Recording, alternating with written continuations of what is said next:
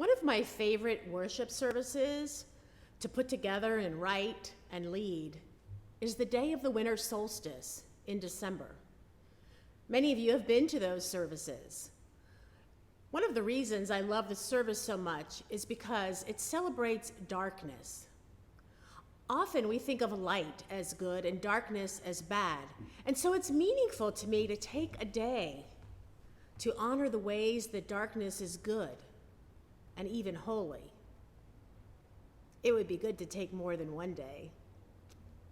So much of our belief systems about life and faith focus on finding light in our darkness, which of course is very life-giving and good.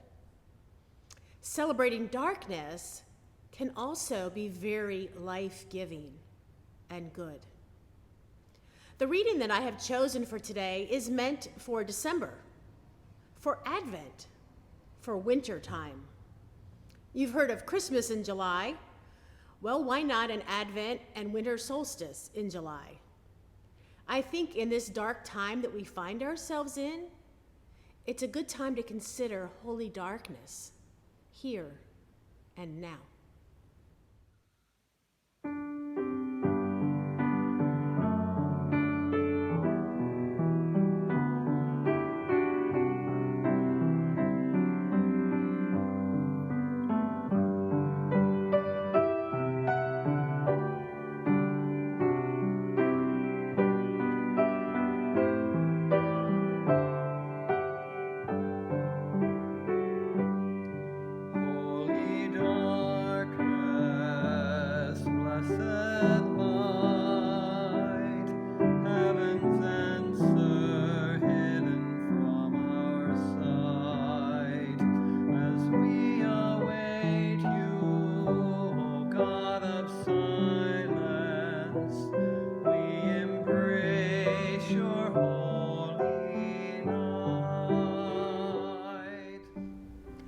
The name of the reading is Advent in the Dark.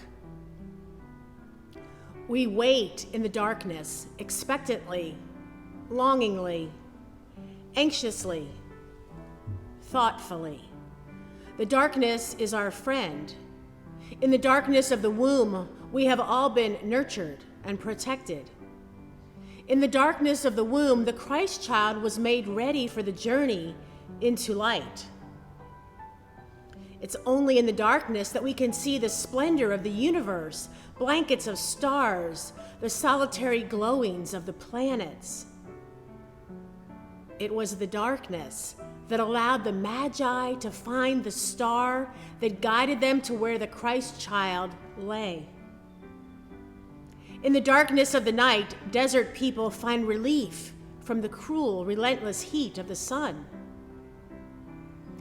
In the blessed desert darkness, Mary and Joseph were able to flee with the infant Jesus to safety in Egypt. In the darkness of sleep, we are soothed and restored, healed and renewed. In the darkness of sleep, dreams rise up. God spoke to Joseph and the wise men through dreams. God is speaking still. Sometimes in the solitude of the darkness, our fears and concerns, our hopes and visions rise to the surface.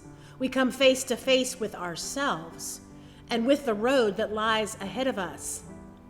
And in that same darkness, we find companionship for the journey.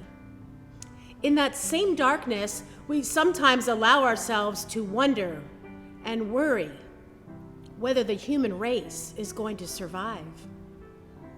And then, in the darkness, we know that you are with us, O God, yet still we await your coming. In the darkness that contains both our hopelessness and our hope, we watch for a sign of God's hope.